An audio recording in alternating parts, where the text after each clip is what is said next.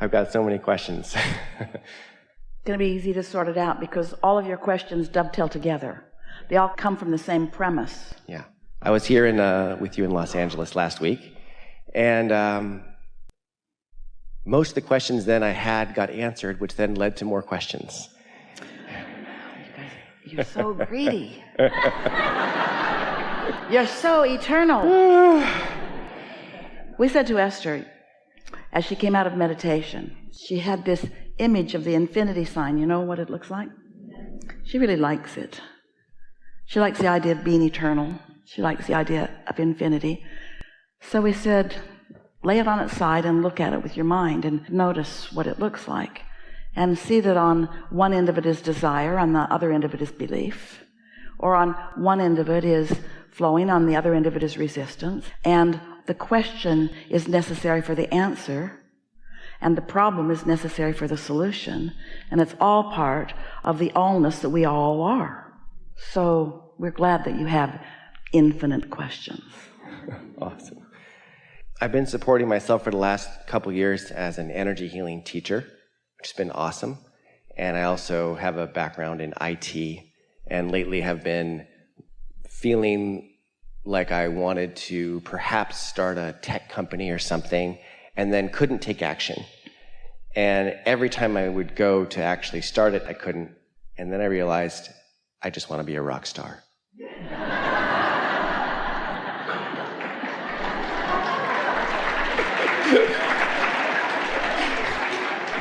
Well, it might be that there are other desires that are in the way, like energy healer, rock star, or IT guy. It might be that those are not cooperative components with each other. But it's not competing desires that are in your way. It's bogus beliefs that are in your way. When you feel that you can't take action, it's because beliefs that compete with your desires sort of paralyze you. If you want that and you think that and you want that and you think that and you want that and you think that, you're not going anywhere. You feel stuck. You're not, but it feels like it. Every time I want to pursue my music, I get this feeling of like, or not every time, but fairly often I get this feeling of it's not possible. All right, so let's clean that up a little bit. You said, every time I want to pursue my music, I get this feeling. Yeah. Well, let's make that a more accurate statement. It's not every time you want to pursue your music, it's every time you want to pursue your music in the midst of an activated belief that's in the way. So what you mean to say is, I've got beliefs that are in my way. Yes. I've got beliefs that are in my way. Now we've been talking about what receiving mode am I under, what influence am I under, and I can tell by whether I feel satisfied or not, some version of satisfied or some version of not satisfied. The other morning, as soon as Esther woke up, we were so eager for her to wake up. We don't wake her up. We don't wake her up. That wouldn't be right.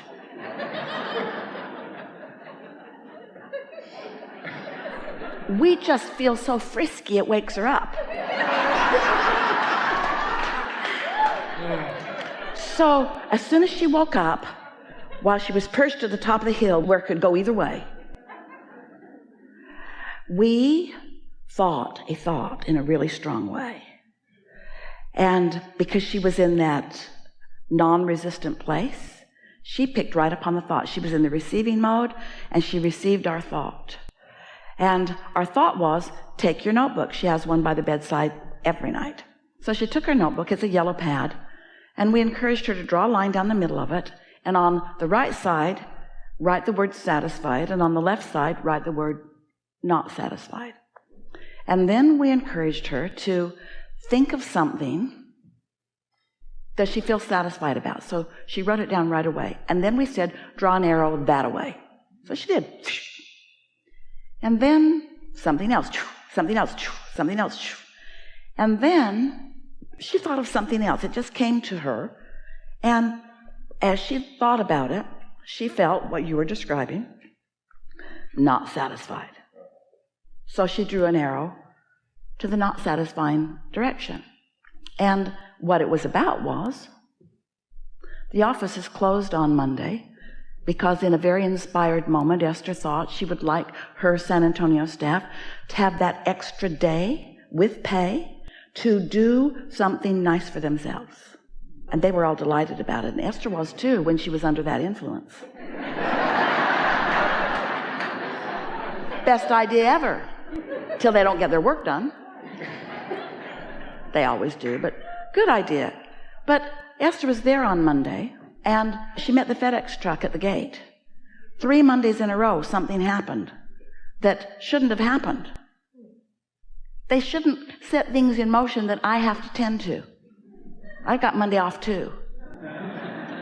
So that's what was on her mind. I think I'll just open the office on Monday again.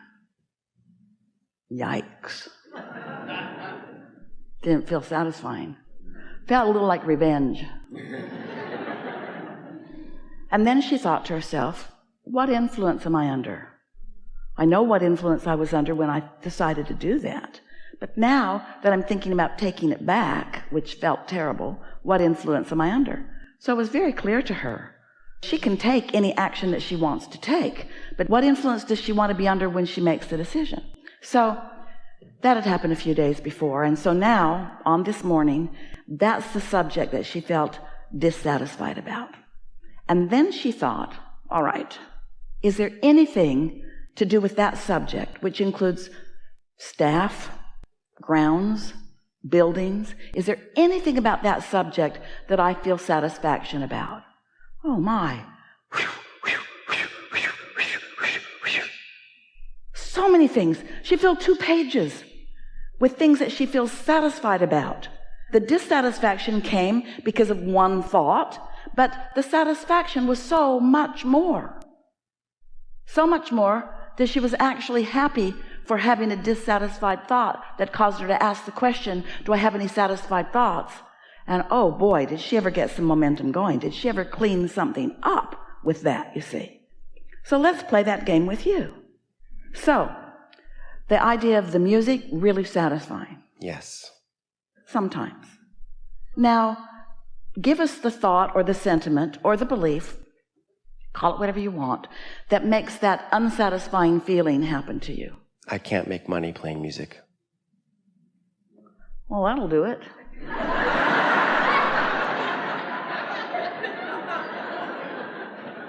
That's the thought. I can't make money playing music. Is there anything about music that is satisfying? Many things, yeah. Like what? I love singing. I have a beautiful voice. Yeah. People love it when I play music. Yeah.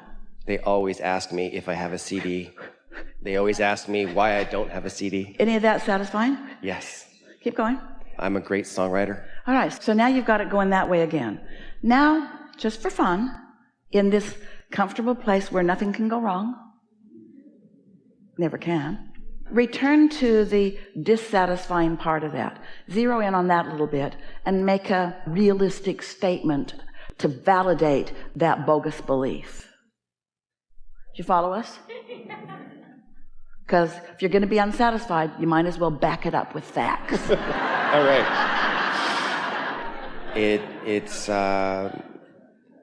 It's hard to get a following, get your name out there. If you sign a record contract, the deals are extremely exploitative and you get 12 cents a CD. Even if you sell 1 million CDs, you're still in debt to the record label. A lot of stuff like that, basically. Kill me now. Yes. So, none of that's satisfying. No. No. Is that true of everyone who plays music? No. Really? You made it sound like it happens to everybody like that. So, is there a way around any of that?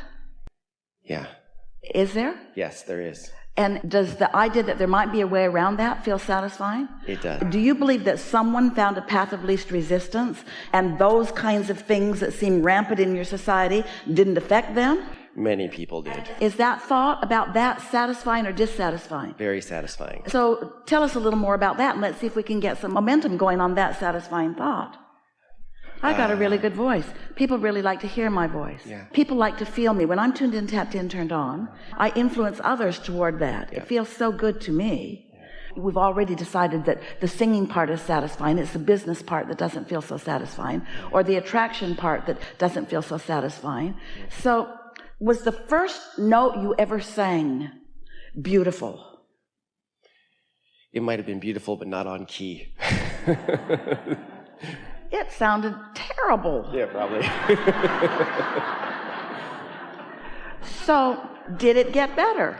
It did, yeah. So, the part of this subject that is really satisfying didn't happen instantaneously. You sang because it felt good to sing.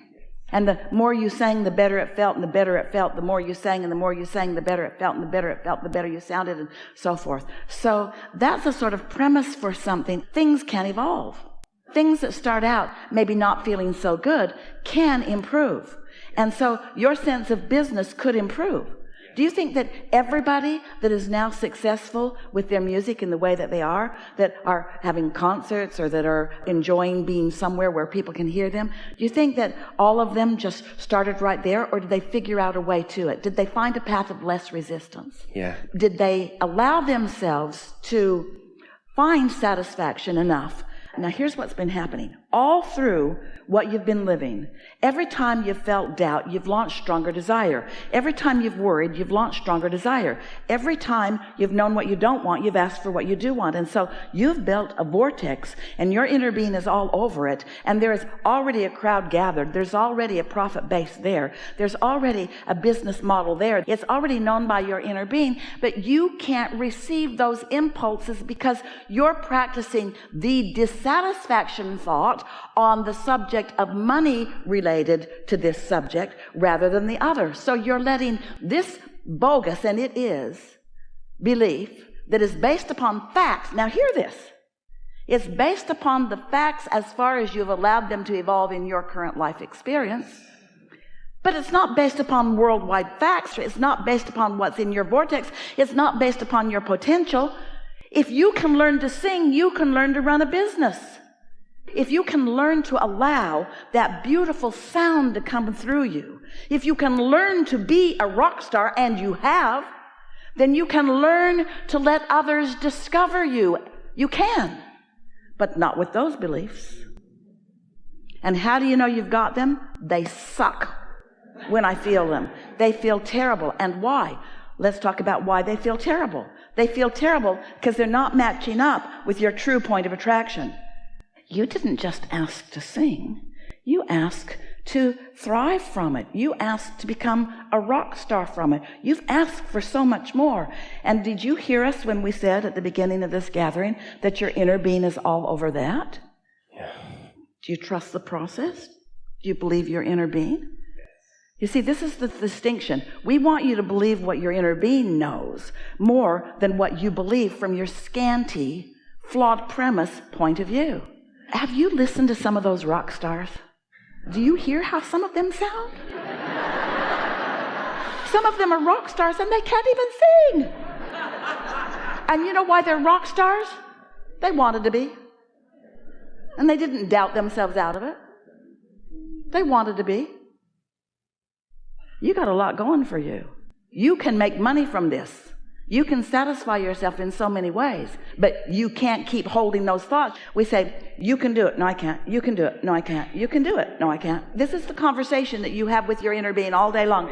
You can do it. No, I can't. You can do it. No, I can't. You can do it. No, I can't. You can do it. No, I can't. You can do it. No, I can't. You can do it. No, I can't. You can do it. No, I can't. You can do it. No, I can't. You can do it. No, I can't. You can do it. No, I can't. You can do it. No, I can't. You can do it. No, I can't. You can do it. No, I can't. You can do it. No, you can't. You can do it. No, you can't. You can't. And you know what? Your inner being is never going to stop saying, you can do it, you can do it, you can do it, you can do it, you can do it. Your inner being can outlast you. Your inner being will never let go of your dream. Good. Yeah. And so you've got to stop trying to talk your inner being out of it, because your inner being is not going to be talked out of it. You can do it. No, I can't. You can do it. No, I can't. You can do it. I don't want to talk to you about it anymore. You can do it. I don't want to talk to you about it anymore. You can do it. I don't want to talk to you about it anymore. You can do it. You can do it. You can do it. You can do it. You can do it. When you stop, spitting all over you. When you stop the protest within you, so that there's only one voice coming from your corner, I can do it. I can do it. I can do it. I can do it. I can do it. I'm doing it. I'm doing it. I'm doing it. It's become. Most of it's done. Most of it is already done. And all it takes is waking up in the morning, getting your yellow pad, drawing the line down the center of it, and deciding you want more arrows that way than that way. That's all it takes. That's all it takes.